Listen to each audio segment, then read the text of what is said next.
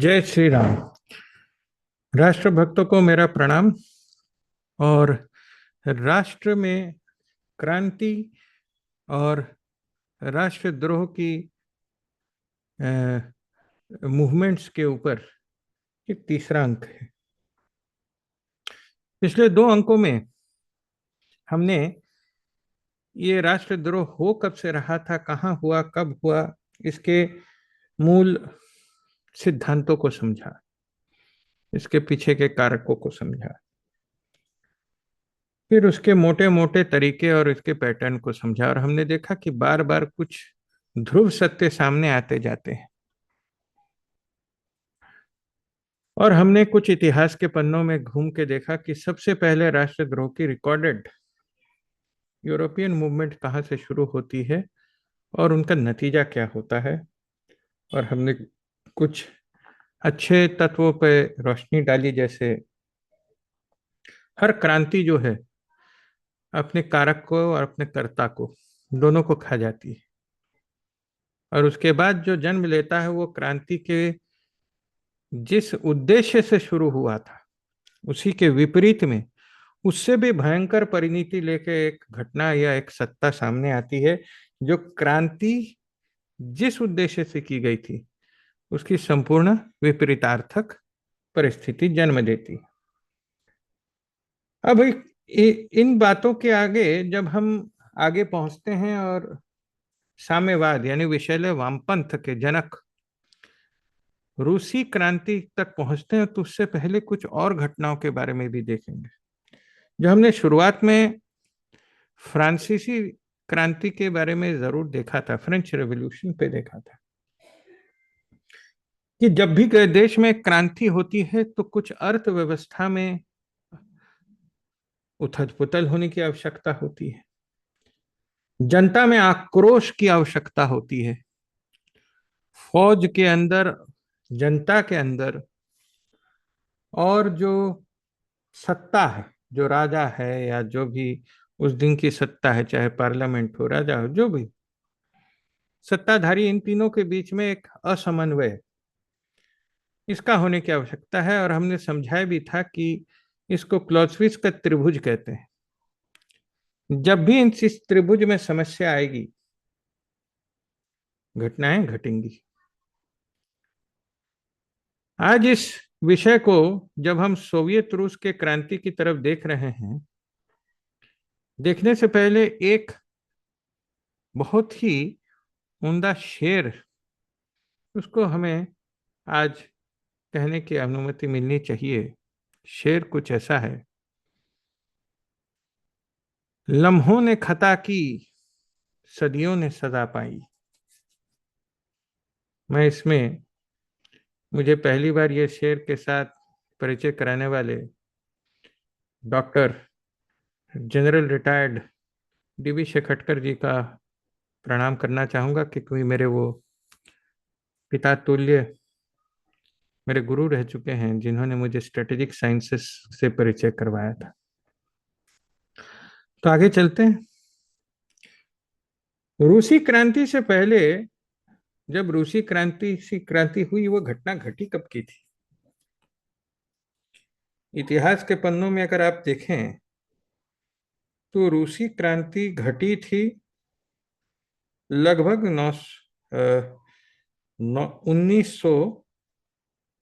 1912 के लगभग। नहीं, 1912 नहीं, शुरुआत हुई थी 1917 में। 1912 में से डिक्लाइन हुआ था मोनार्की का। निकोलास और कैथरीन शक्ति में आए थे, देश में उथल पुथल शुरू हो गई थी। रास्पुटिन, क्या कहते हैं, सभाओं के अंदर बैठने लग गए थे, और रानी का के ऊपर रास्पुटिन उनके बच्चे की बीमारी को लेकर काफी प्रभाव डालने लग गए थे, जो कि लोक चर्चा का विषय बनने लग गई थी। और 1914 में विश्व युद्ध छिड़ जाता है। एक बहुत बड़ी बात है कि जब विश्व युद्ध छिड़ता है, इससे पहले रास्पुतिन अपने गांव में जा रहा था और उसे एक सर्बियन औरत ने उसके आंतों में चाकू डाल के 3 बार घुमा देती है, फिर भी वो जिंदा बच जाता है। जब उसे अस्पताल में लेकर जाया जाता है, वो चीखता हुआ दर्द में, वेदना में एक ही बात कहता है, tell the king not to fight. वो बार बार कह रहा है कि इस युद्ध में मत लड़ना, ये युद्ध तुम्हारा सर्वनाश कर देगा। और ये घटनाएं घटती हैं। लेकिन हम थोड़ा सा अगर इतिहास को सांकेतिक रूप से जानना चाहेंगे, थोड़ा सा और पीछे जाना पड़ेगा। रूस का जब विघटन हुआ और सोवियत यूनियन का प्रादुर्भाव हुआ और रूसी क्रांति हुई, उससे बहुत पहले रूस एक अत्यंत शक्तिशाली ऑर्थोडॉक्स क्रिश्चियन स्टेट था, जिसकी शक्ति जो है बाकी दुनिया के सभी शक्तियों को चैलेंज कर रही थी।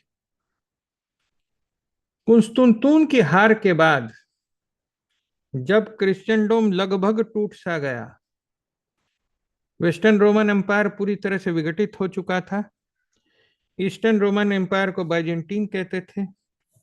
इस्लामिक जिहाद हुआ, क्रूसेड हुआ, ऑटोमन एम्पायर आया, उसने मामलूक ने क्या कहते हैं, कॉन्स्टेंटून का मतलब कॉन्स्टेंटिनोपल लड़के समस्त लोगों का नरसंहार, बलात्कार और मारकाट की, जहां से कुछ ऑर्थोडॉक्स बाइबल चुरा के भागने में सफल हुए पादरी पहुंचे रूस में इवान द टेरिबल के पास, और उस समय से रशियन एम्पायर एक शक्तिशाली ऑर्थोडॉक्स एम्पायर में बना, जिसका पहला प्रवर्तक क्रिश्चियनिटी का इस इवान द टेरिबल था। इवान द टेरिबल के बाद बहुत सारे राजा आए और उन्होंने एकदम सख्ती के साथ अपने कानून जोड़ते हुए एक बहुत बड़े भूभाग के अंदर रशियन एम्पायर बनाया। बीच में ये राज्य इतना शक्तिशाली था कि दुनिया में यूरोप के सभी शक्तियों को ये चैलेंज करता था। इसका सबसे प्रभावी राजा, उसका नाम था पीटर द ग्रेट। लेकिन 18वीं शताब्दी में 1725 में पीटर द ग्रेट की मृत्यु हो जाती है।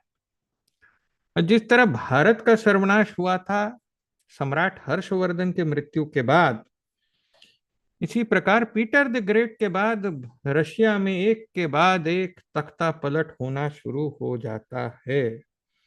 पीटर द सेकंड आते हैं, एनी आती है, एलिजाबेथ आती है, पीटर थर्ड आता है, और कई किस्म के राजा आते जाते हैं जिनको अपनी राज सत्ता चलानी नहीं आती थी। मामला बिगड़ते बिगड़ते बिगड़ते ऐसी हालत में पहुंचता है कि शत्रुओं में थोड़ा बल आने लगता है। एक समय था कि ब्लैक सी की तरफ किसी को देखने की हिम्मत नहीं थी, और बॉस्फोरस के ऊपर दो लोहे के सिक्कड़ से कुस्तुनतुन आने और जाने वाले जहाजों को नियंत्रित करता था, जो जिसके ऊपर फतह करके इस्लामी ताकतों ने ब्लैक सी के अंदर घुसने का अपना रास्ता खोल लिया और उसके ऊपर प्रभुसत्ता जमाई, जिसे स्ट्रेट्स ऑफ बॉस्फोरस कहते हैं। इस स्ट्रेट्स ऑफ बॉस्फोरस के वजह से तुर्की जो था रूसी जहाजों के ऊपर कर लगा सकता था, और इस बीच में एक बहुत ज्यादा कंटेस्ट चलता रहा। रूसी जहाज नहीं चाहते थे कर देना, क्यों चाहेंगे भाई, पानी उनका भी है। लेकिन अब क्योंकि कुस्तुनतुन के बिल्कुल बीचों बीच से आपको जहाज लेके जाने हैं, तो भारी कर देना पड़ेगा। और इससे जो है आपकी ट्रेड मोनोपोली और ट्रेड के प्रॉफिट्स, ट्रेड आप करेंगे, सिर्फ वहां पे बैठ के कमाएगा तुर्की। तो इस किस्म से एक आपस में वैमनस्यता फैलनी शुरू हो गई। इवान द टेरिबल के समय जो रूस साम्राज्य बनना शुरू हुआ था, पीटर द ग्रेट तक आते आते उसका साम्राज्य की शक्ति क्षीण हो चुकी थी। और जैसा मैंने बताया कि कई राजाओं में आपस में द्वंद्व और अंतर कलेश में राज्य पूरी तरह से टूट के बिखरने लग गया था। फिर शुरू होता है क्रीमिया का युद्ध। और जैसा कि हमने आपको बताया था कि जब राष्ट्र के हित के ऊपर राष्ट्र को देखने के लिए कोई नहीं रहता, तो राष्ट्र हर जगह पिछड़ने लगता है। गुप्तचर तंत्र का सर्वनाश हो चुका था। लीडरशिप को युद्ध क्षेत्र में कोई ज्ञान नहीं था। तोप खाने से लेके संचार व्यवस्था से लेके इंडस्ट्रियल रेवोल्यूशन, हर चीज में जिसमें यूरोपीय शक्ति जो है जो आगे बढ़ती चली जा रही थी, लोहे के युद्ध पोत बन रहे थे, बड़ी बड़ी राइफल्ड तोपें बन रही थी, मजल लोडर से ब्रीच लोडर बन रहे थे, ये सारे ब्रिटिश, फ्रांसीसी और अलग अलग शक्तियों ने बना ली थी। यहां तक कि तुर्किक साम्राज्य, जिसे सल्तनत उस्मानिया कहते हैं या खिलाफत कहते हैं, उनकी आर्टिलरी बहुत अच्छी मानी जाती थी, क्योंकि उनके पास दमिश्क यानी दामस्कस, आज के समय के सीरिया के कारीगर थे, जो कि उस समय में सबसे पहला राइफल्ड आर्टिलरी बना चुके थे। बचा था सिर्फ सोवियत रूस, जिसकी तोप खाने भी कमजोर, जिसके टैक्टिक्स कमजोर, जिसके कमांडर्स की लगाम पकड़ने वाला कोई नहीं। पूरे राष्ट्र के अंदर सड़न शुरू हो चुकी थी और बहुत ज्यादा भ्रष्टाचार फैलने की वजह से उसकी सेना जो है लगभग किसी काम की नहीं रही। कह सकते हैं लगभग आज की पाकिस्तान की सेना की तरह बन चुकी है। और फिर मौका देखते ही ब्रिटेन, जो कि रशिया का पुराना दुश्मन था, स्ट्रेटेजिक कंपटीटर था, और उस्मानिया सल्तनत यानी तुर्की कंपायर, ऑटोमन एम्पायर ने साझा तरीके से हमला बोल दिया रूस के ऊपर, रूस के ही एक भाग के ऊपर, एक जो उसका मुख्य पोत था, जहां से वो सारा खनिज और खाद्य सामग्री और बाकी अपना वाणिज्य चलाया करता था, उस पोत के ऊपर इनको और उस द्वीप के ऊपर उन्हें कब्जा करना था। द्वीप का नाम था क्रीमिया। सारी क्रिश्चियन स्टेट्स लग गईं, जो कि कैथोलिक थी, एक साथ जुड़ गईं। उन्होंने ब्रिटेन की मदद की, ब्रिटेन आगे से आ गया और इस्लामिक ताकतें, खिलाफत भी साथ में आ गई। दोनों ने मिलकर रूस के ऊपर हमला कर दिया और भयंकर युद्ध चलता रहा। रूसी बड़े बहादुरी से लड़े, लेकिन बड़े शर्मसार से उन लोगों ने फ्रांस, ब्रिटेन, सार्डिनिया और ओटोमन के संयुक्त शक्ति के सामने अपने घुटने टेकते हुए क्रीमिया का जो द्वीप समूह है उन्होंने इनके हाथ में दे दिया।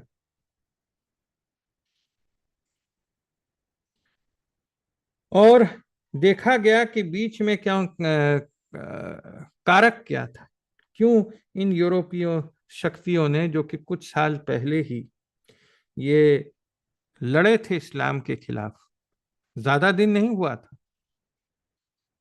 कुछ दिन पहले बैटल ऑफ द गेट्स हुआ था, जिसे हम कहते हैं the Vienna, the battle for Vienna, जहां पे सोबियस्की ने ऑटोमन की कमर तोड़ी थी। उससे भी पहले समुंदर में सबसे बड़ा युद्ध हुआ था, जिसे बैटल ऑफ रोजरी कहते हैं, जो तुर्की ने जीती थी, हारी थी। और तुर्की के सारे क्या कहते युद्धपोत सर्वनाश कर दिया तो होली लीग ने, जिसके वजह से हम क्रोशियंट खाते हैं, जहाँ पे ना वो चांद का डिश बना के खाया जाता है। उसके तुरंत बाद ये लोग अपनी सारी चीजें भूल भुला के ऑर्थोडॉक्स और कैथोलिसिज्म की लड़ाई शुरू हो गई और उन्होंने इस्लाम का सहारा लिया और रूस की ईंट से ईंट बजा के रख दी। इस युद्ध पोत को इस द्वीप को हारने के वजह से और बॉस्फोरस की जंग पूरी तरह से हारने के वजह से रूसी नेवी यानी रूसी नौसेना पूरी तरह से बिखर गई। और इसकी वजह से उनके वाणिज्य के ऊपर भारी कर लगने के वजह से बाहर का सामग्री आना बंद हो गया। लगभग परिस्थिति वैसी थी जैसा कि फ्रांसीसी क्रांति से पहले हुआ। और जैसा हमेशा होता है, रूस में ठंड ज्यादा पड़ती है और लगभग 1905 का समय था और भयंकर भूखमरी के वजह से अर्थव्यवस्था चरमराने की वजह से लोग उसी तरह क्रोधित हुए जिस तरह फ्रांसीसी आंदोलन में हुए थे। लेकिन यहाँ पे क्या था देखें, इस जगह पे वैसे गद्दार नहीं थे जैसे कि रोबस्पियर के समय थे। इसलिए एक बहुत बड़ा मार्च किया गया फादर ग्रेगरी के द्वारा।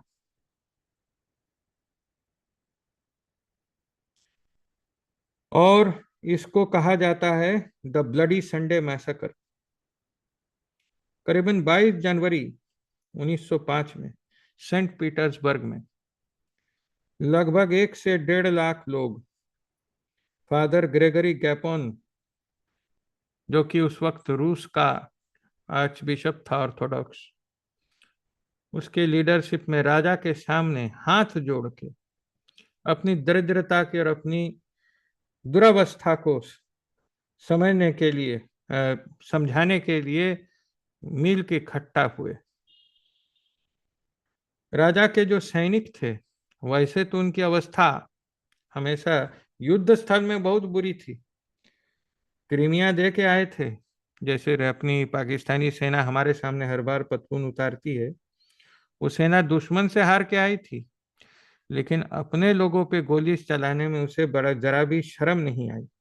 राजा सो रहा था, अपने अंदर लीन था, उसे किसी ने पूछा भी नहीं। और उसकी मिनिस्टर ऑफ इंटीरियर ने एक बड़े शक्तिशाली, लगभग 1.5 लाख लोगों का जमावड़ा कोई साधारण नहीं होता है, डेमोन्स्ट्रेशन के ऊपर अपने तोप और अपने बंदूक के खाने खोल दिए। हजारों की मृत्यु हुई और इन लोगों ने डिस्पर्स करने के लिए तलवार और घोड़ों तक का इस्तेमाल किया। बच्चे मारे गए, भगदड़ मची।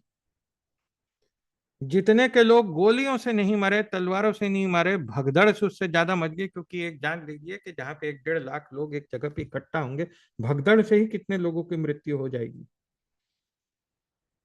ये घटना घटना था और लोगों के अंदर एक भयानक आक्रोश पैदा हो गया राजवंश के विरुद्ध।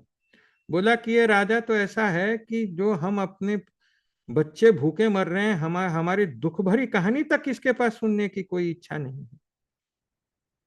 ऐसे राजा हमें नहीं चाहिए। यह घटना घटती है 1905 में और उसके बाद निकोलाई और कैथरीन आ जाती हैं सत्ता पे।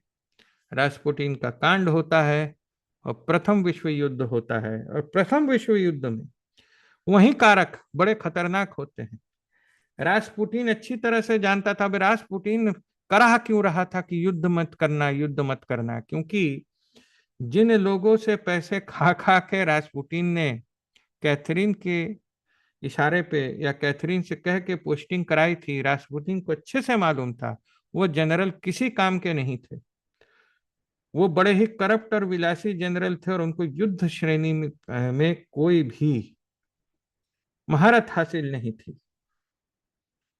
इसलिए प्रथम विश्व युद्ध में घुसने का जो निर्णय था निकोलाई का, एक बहुत ही गलत निर्णय था। उन्होंने अपने विरोधियों की शक्तियां नहीं पहचानी थी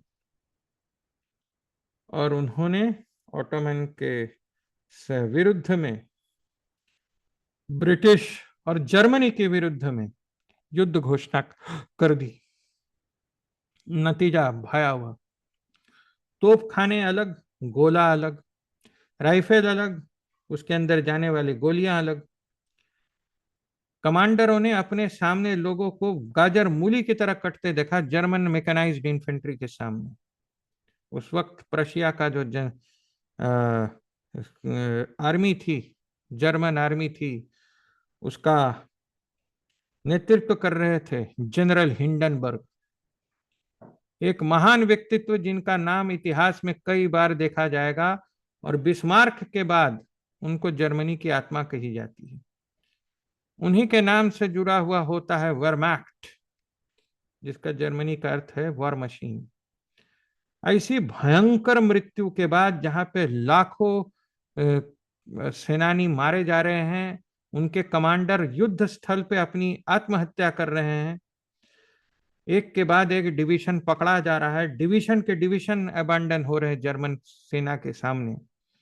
जर्मनी के को भी भारी नुकसान हुआ, क्योंकि जो भी हो, एक रशिया एक महाशक्ति थी, उनके पास तोपे थे, उनके पास लाखों सेनानी थी, और जब दोनों तरफ से हमला हो तो जनरल हिंडनबर्ग ने स्लीपर प्लान का इस्तेमाल किया। बोला कि पहले मैं जाऊंगा, ईस्टर्न फ्रंट को शांत करूंगा, फिर पूरी ताकत लगा के वेस्टर्न फ्रंट को पे धावा बोल दूंगा। इस प्लान के तहत जब रशिया के बहुत सारे डिविशंस गिर गए, लेकिन फिर भी रशिया उस वक्त अपने हथियार नहीं डाल रहा था, तो उन्होंने आखिरी चाल चली। एक विशिष्ट व्यक्ति को एक रेलगाड़ी में बंद करके, कौन सी रेलगाड़ी? मालगाड़ी में बंद करके,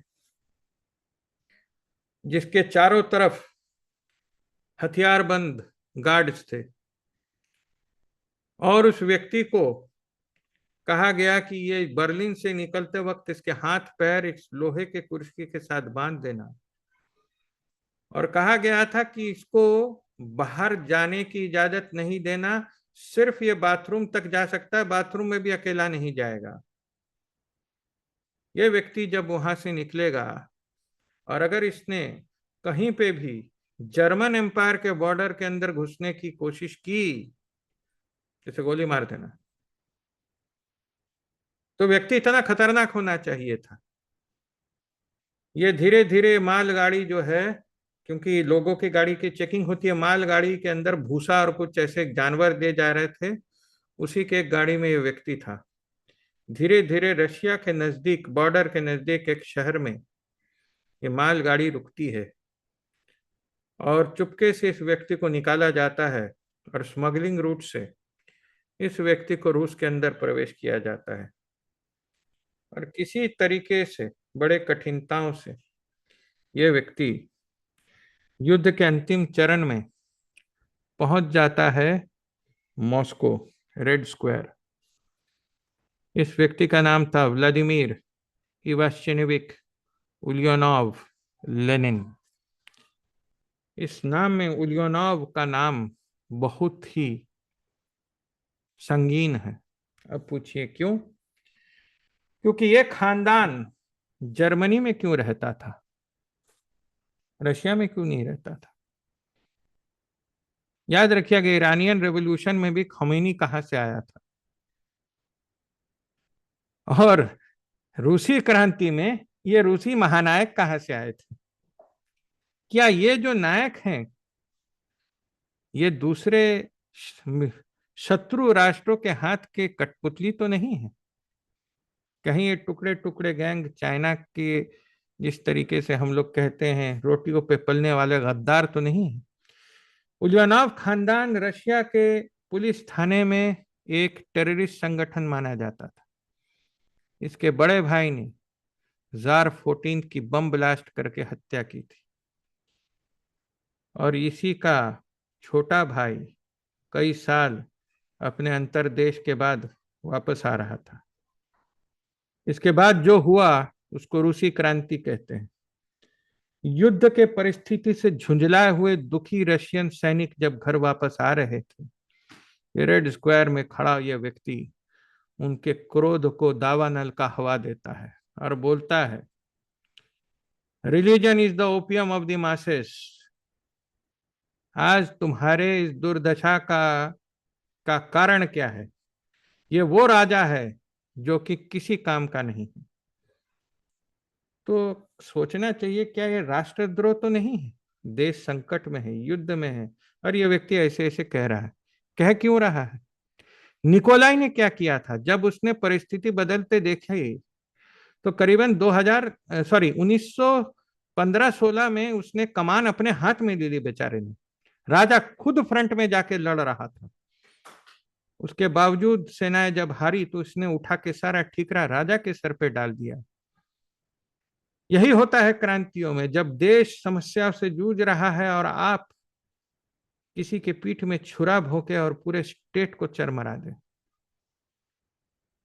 और 2019 में यानी युद्ध बंदी के ठीक एक साल पहले सोवियत रूस में एक महान क्रांति होती है। महान क्रांति यानी बगावत। जो सेनाएं जर्मनी से लड़नी चाहिए थी उन्होंने अपना तोपों और बंदूकों का रुख घुमा देते हैं और सीधा विंटर पैलेस पे धावा बोल देते हैं। फिर जो नरसंहार होता है, दुनिया की सबसे खूबसूरत फैमिली का, जहां पे छोटी छोटी बच्चियां हैं, छोटे छोटे बच्चे हैं, औरतें हैं, उनके साथ वैसा ही नारकीय कृत्य होता है जो कि रेन ऑफ टेरर में देखा गया फ्रेंच रेवोल्यूशन के दौरान। तो जैकोबियंस ने जिस प्रकार का भयंकर नरसंहार किया, इन लोगों ने भी वैसा ही अपने लोगों का, अपने राष्ट्र के प्रतीकों का नरसंहार कर दिया। नतीजा क्या हुआ? नतीजा ये हुआ कि सिर्फ 2 या 3 महीने के लिए डेमोक्रेसी आई और फिर सिविल वॉर। जो ताकतें बाहर से लड़ रही थी अब तुम्हारे घर के अंदर घुस के तुम्हारा नरसंहार करने लग गए। ये थी लगभग एक घटना है। फिर आगे बढ़ते हैं। इन लोगों ने रशियन रेवोल्यूशन के मुख्य फैक्टर्स क्या है? कहते हैं कि स्टेट कैपिटलिज्म के खिलाफ इन लोगों की लड़ाई थी। अरे स्टेट कैपिटलिज्म के खिलाफ थी तो फिर ये प्लैंड इकोनॉमी किसे कहते हैं? उन्होंने स्टेट्स इकोनॉमिक रोल और establishment of decentralise socialist economy, है भगवान, इसके लिए लड़ाई लड़ी थी। उन लोगों ने बोला पंचायती राज करेंगे, लोकल गवर्नेंस लाएंगे। कुछ अगर याद आ रहा हो तो इन शब्दों को जरा ध्यान से अपने मानस पटल पर बैठा ले। कहा गया है था transfer of power from centre to the people. Delhi का राज नहीं चलने देंगे, गांव गांव का पंचायती राज होगा। जो सरपंच होगा उसके हाथ में शक्ति आएगी। कुछ याद आ रहा है मित्रों? जो मेरे थोड़े प्रौढ़ मित्र होंगे उनको ये स्लोगन कुछ पहचाना हुआ याद आएगा। इनमें दो भयंकर लोग थे जिनको एनर्किस्ट कहा जाता है, लिबर्टेरियन कहा जाता है, यानी आज की भाषा में कहें तो लिब्रांडो। इनका नाम था मिखाइल बाकुनिन एंड पीटर क्रोम्प्टोकिन। इन लोगों ने वापस वही शुरू किया। स्टेट का कोई जरूरत नहीं है, व्यक्तिवाद में विश्वास करो, स्टेट की अथॉरिटी खत्म कर दो, जो कुछ होगा ऐच्छिक क्या कहते हैं एसोसिएशन से होगा, कोई जबरदस्ती नहीं।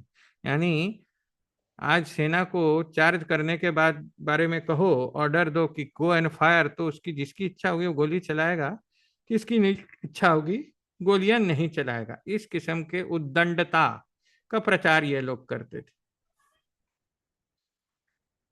और इस किस्म की मूर्खता का कोई काम नहीं हुआ। ये कहाँ थे? ये मेंशेविक वाले लोग थे। लेनिन को बहुत जल्दी समझ में आ गया कि अगर मुझे सत्ता चाहिए तो इन निरेट मूर्खों और इन एनार्किस्ट से मुझे छुटकारा का पाना पड़ेगा। तो जब रिपब्लिक बना तो इन्हीं बोल्शेविक लोगों ने, जो कि किसानों के और पेजेंट की पार्टी बताई जाती थी, जिसका लीडर लेनिन था, इसने मेंशेविक्स को समाप्त करने का पहला कार्य किया। शुरू हुआ उद्देश्य किससे? मेंशेविक के द्वारा। रेवोल्यूशन किन लोगों ने करवाया? लेनिन ने किया जरूर, लेकिन इनके आइडियोलॉग थे मेंशेविक। घटना क्या घटी? घटना यह घटी कि थोड़े दिनों के अंदर जैसे ही रिपब्लिक बना, गृह युद्ध शुरू हो गया और बोल्शेविक के रेड आर्मी और मेंशेविक के व्हाइट आर्मी के बीच में भयंकर नरसंहार शुरू हुआ। विश्व युद्ध तो एक साल के अंदर समाप्त हो गया, लेकिन अगले 4 साल तक रशिया के अंदर भयंकर नरसंहार शुरू हुआ। नरसंहार चलता रहा और इसमें एक मुख्य महानायक आगे आया जो कि लेनिन का दाहिना हाथ कहा जाता था, जिसने अपना नाम रखा जोसेफ स्टालिन, वैसे वो जॉर्जियन था, रशियन था ही नहीं। जोसेफ स्टालिन का मतलब है जोसेफ, यानी जैसे हम जॉन कहेंगे इंग्लिश में। स्टालिन का मतलब है मैन ऑफ स्टील, लौह पुरुष अपने आप को कहने वाला जोसेफ स्टालिन। और इसने एक लेनिन ने कहा कि क्या तुम आंदोलन में शत्रुओं को पराजय दिला सकते हो? तो ये एक बात कहता है अपने मालिक को, यानी लेनिन को, our hand shall not tremble, हत्या करने में हमारे हाथ नहीं कांपेंगे। और उसी ने रेड स्क्वायर में एक स्पीच दी जहां वो कहता था, one death is a tragedy, a million is a statistics. एक मृत्यु एक दुखद घटना है, एक हत्या दुखद घटना है, लेकिन जब 10 लाख हो जाती है तो सिर्फ खबर बन के रह जाती है, उसकी कोई महत्ता नहीं रह जाती। और इसके आखिर में क्या हुआ, जब बोल्शेविक पार्टी ने संपूर्ण सिविल वॉर जीता, व्हाइट आर्मी को पूरे चटनी बना दी, यही रेड आर्मी सोवियत आर्मी बन गई। और उन्होंने इसके राष्ट्र की स्थापना की। हुआ क्या, सेंट्रलाइज्ड इकोनॉमी, प्लान्ड इकोनॉमी, जीवन के हर क्षेत्र में स्टेट का इंटरफियरेंस, और एक ऐसा डीप स्टेट का फॉर्मेशन कि जिसकी परिधि में आने के बाद व्यक्तिगत स्वतंत्रता, जिसके लिए क्रांति हुई थी, संपूर्णता समाप्त हो जाती है। अब यहां पे कहा जाता है कि एक पार्टी रूल चलेगा और यही लोगों के जीवन शैली को निर्धारित करेगा। अब घटनाएं क्या घटने वाली, एक जहाज होता है जहां पे नाविक विद्रोह होता है। देखना, ये नाविकों का विद्रोह करना जो ना कई बार पॉलिटिकल हो चुका है। वो लोग उस जहाज को टेक ओवर करते हैं और उसके तोप खाने को इस्तेमाल करते हैं अपने ही स्टेट के खिलाफ, अपने सारे कमांडरों को मार देते हैं। और उनके जो बोसन थे, यानी जो क्रू का लीडर था, अलग अलग जो क्रू के लीडर्स थे, वो अपने कमांडर्स को मार के उस जहाज को टेक ओवर कर लेते हैं। और ये सबसे पहले क्रांति फैलाते हैं। इसकी वजह से सोवियत नेवी आपस में काफी बुरी तरीके से टूट जाती है। और 1921 में इन्हीं एनार्किस्ट और लिबर्टेरियन सेलर को ने जब ये जहाज जीतने के बाद वो किनारे लाए, ये सोच के कि वो रेवोल्यूशन पैदा कर रहे हैं, उनको बोल्शेविक ने चारों तरफ से घेर लिया, उनको उतारा और राष्ट्रद्रोह का एक मुकदमा, जाली मुकदमा चला के फायरिंग स्क्वाड में उनको कुत्ते की मौत मार दी। और इन लोगों ने ऐसे सारे लिब्रांडुओं को, जो कि इस साम्यवादी यानी कम्युनिस्ट क्रांति को लाने की कोशिश की, उनको संपूर्णतः मिटा दिया। जैसा आप देखेंगे, revolution Yeats its own children. Single party rule बना और कम्युनिस्ट पार्टी के अंदर ही अंतर्द्वंद शुरू हो गए। तो इससे हमने क्या सीखा आज? और हमने आज सिर्फ एक रेवोल्यूशन क्यों देखा? क्योंकि रूसी रेवोल्यूशन एक क्लासिक एग्जाम्पल है, जहां यह समझ में आता है कि बाह्य शक्तियां, यानी आउटसाइड फोर्सेस के प्रभाव के वजह से देश में या सत्ता में समस्या, क्राइसिस पैदा होता है। उस क्राइसिस की वजह से इकोनॉमी और सोशल वेलबींग के ऊपर बुरा असर पड़ता है।